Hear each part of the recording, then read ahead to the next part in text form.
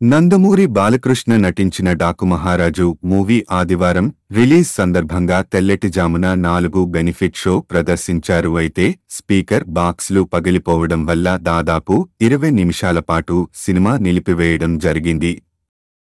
Heavy sound system ద్వారా స్పీకర్లు పగిలిపోవడంతో మరో స్పీకర్ ఏర్పాటు చేసి సమస్యను పరిష్కరించారు.